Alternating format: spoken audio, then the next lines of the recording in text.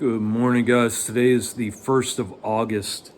I worked yesterday, a few hours. I was feeling burnout. I had overheated on Friday. Plus I was feeling burnout from just working and doing more work. I've been doing roof work. So I've been doing more work than I've done in over probably 2 years. So, yeah, I've just been feeling burnout, and then overheating on Friday. So, just recovering from that, getting a lot of rest, downtime. So, I've been taking advantage of it, guys, for the first time since I can remember. I was a kid. I have been writing. So, after this video, I'll be doing another video. I'll be reading the first thing I've written in decades. I'm looking forward to that. That's been quite an amazing testament to my healing to be able to write again. Like I said, I wrote as a child, and a young teen, I would write all the time. I wrote poetry, I wrote short stories, I wrote blurbs. I loved writing. I was extremely creative in that process. I was very, very gifted in it. My mom would always tell me, Richard, you're going to be a writer when you grow up. Richard, you should write when you grow up. Richard, you're so, so I'd always get that positivity from her. But at the same time, like I said, when she had punished me from everything possible in the world, I was punished for years. And then she realized the one thing that I had left was reading. I loved to read. As a child, reading was my sanctuary. It was where I could get away and fantasize and go wherever in my head and create other worlds. And so she had punished me from that for a year, maybe longer. I can't even remember. I mean, I used to get punished for so fucking long, it was stupid. But so when she did that to me, I quit writing. I was spiting her, and so I quit writing, and I haven't written since, until just a couple days ago. I wrote this story, and then the day after, I wrote another story that I'll probably do a video on as well. So yeah, for the first time in 30 years, I'm writing again. It feels good. It feels good to get these things out, these words out, these thoughts out, to get this creativity out. So yeah, I'm looking forward to reading that. And it feels good to heal that part of me that was holding on, as a spite to my mother, but it was only hurting me. My mom could care less if I fucking write or not, So the only person I was hurting was myself. And, this journey that I've been on of healing for the past year and a half has been a journey of remembering how to love myself and, remembering how I'm supposed to treat myself. So, by breaking this barrier, as I said, it's a huge testament to my healing.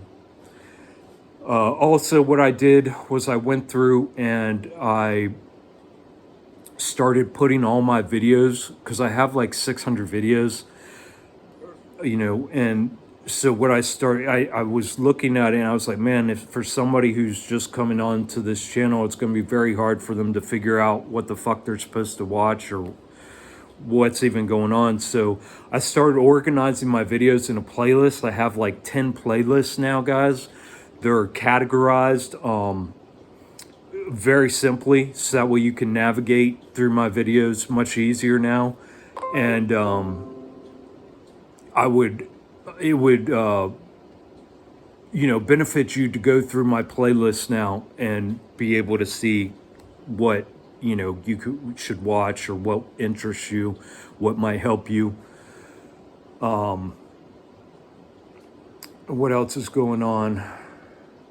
Oh, and I'm gonna get back in. Okay, so I've been doing my fasting again, about 16 hours a day. This healing, guys, it's like this, okay? And so let's say I want to reach down, I want to work on my fasting, right? And I want to do prolonged fasts, and like I said, I want to get off food. I'm moving off food completely. Well, I'm reaching way down here, right? So in order to release that, I've got all of this up here that needs to come in order for that to be released. So, a few weeks ago when I was doing that long fasting, then I realized, oh, there's parasites to deal with. That was one thing. Oh, then I realized I still had more childhood trauma and abuse to deal with. That was another thing. Oh, and then my niece was moving in. That was another thing. Then I had family things. That was another thing. Then I had this. That was another thing. You know what I mean? So what I'm doing is I'm untangling and unraveling all this stuff to try to get back in, to where I can get this fasting back in the forefront. Because again, the fasting will just, those prolonged fasting will initiate even more healing.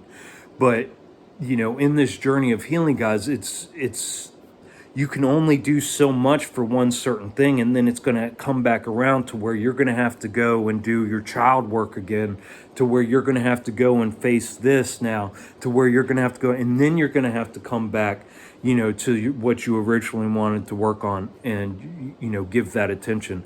But it's so interwoven and so wrapped, because we've spent, for me, 40 years of my life just weaving this fucking web of craziness. So, we have to untangle it. And it's not like we can pull the bottom thing out. It's not going to come. We need to untangle the rest. And then, it's that way we can free it all up. And in that journey, we can't be hard on ourselves. We have to be very forgiving of ourselves. We have to be very resilient and fluid, as in, we can't have these strict, well, this is how you heal, and this is how you do this, and this goes like this, and then this is next. And then, it's not like that, guys. It's not like that at all. Like I said, this took me 40 years to tangle up and get all confused and everything, mixed in together. So it takes time. It takes patience. It takes understanding, and it takes forgiveness of myself. And again, it all comes back to realizing that the most important thing in this world is me. Because if I don't take care of myself, I can't take care of anyone else. And God's the whole mind,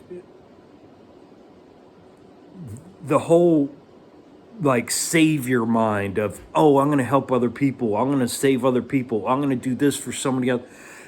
That's all a distraction, guys. That's all slave think. The only thing we can do is to heal ourselves, help ourselves, control ourselves, figure ourselves out, deal with our shit, deal with our demons.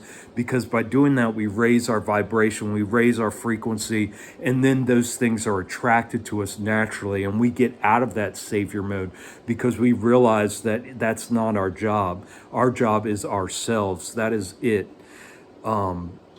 So, just keep that in mind on your journey, that, anytime you find yourself thinking that you're going to save and help anything else around you without taking care of yourself first, it's just a delusion. It's all part of the escape and the detachment and the distraction of focusing on our shit and facing our demons. So yeah, I'm looking forward. Like I said, I'm jumping off this video and I'm jumping right into this to this thing I wrote, and I'm looking forward to sharing it with y'all.